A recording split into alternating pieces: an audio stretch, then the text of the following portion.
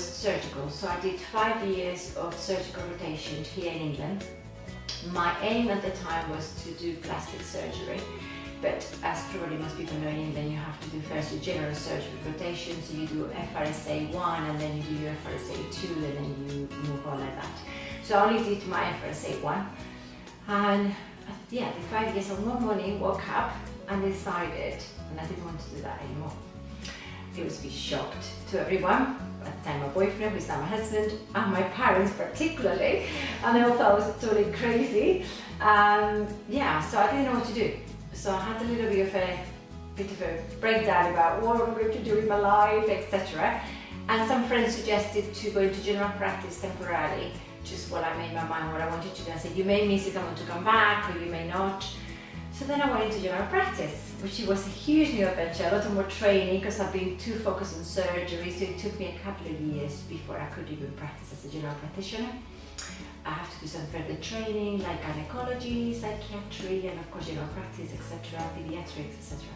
And then finally went to general practice, and actually it was very different, but it was a little bit of a break from the stress I was really going through in surgery, and so did general practice. But I wasn't in love with it. Not enough to like keep me excited every day, and I was missing a little bit of the buzz, I suppose, of surgery. And discovered cosmetics, and honestly, I could not believe it. I just went, this is what I want to do, this is what I want to do, and I went crazy about it, and I started buying lasers and you know, everything. And that's what I've done for the last now, yeah, for 11, 12 years.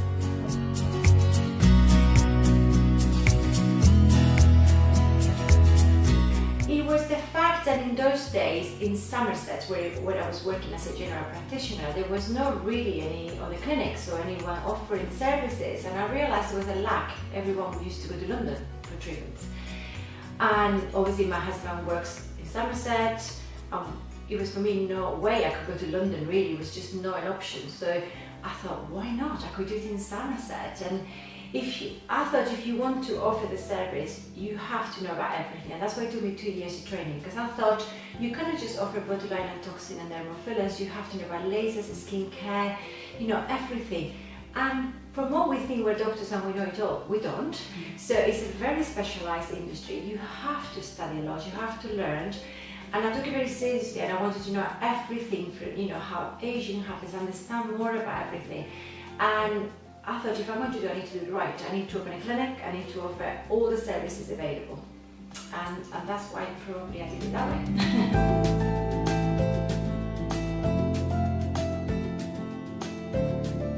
My biggest achievement, actually, I think I never realised when I went part of the committee for the BICAM, then the role of getting to talk to the nurses and the dermatologists and the surgeons to try this journey with the Health Education of England. I think that was a big one, because at the time we were a little bit of like opposite ends of the table and a little bit of friction. And I suppose because I've been in the industry for a very long time and I know a lot of the people personally quite well, it was easy to engage and start talking and say, look, we've got a common aim in here. We need to join forces. And I think for me, that was probably a big goal 2 years ago. Yeah, really good. Yeah.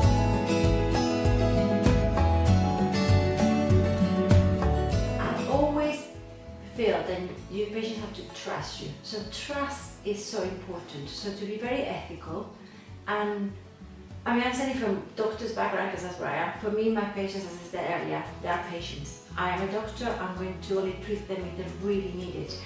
And I'm proud to say that my patients, when they come to me now, the ones that have been with me for many years, some of them 10, 12 years, they just go, what do you think? And they know I will never treat them if they don't need it. And if I go, no, just wait, it looks fine, no, don't, why don't we do that instead, or wait, and it's just giving a trustworthy advice.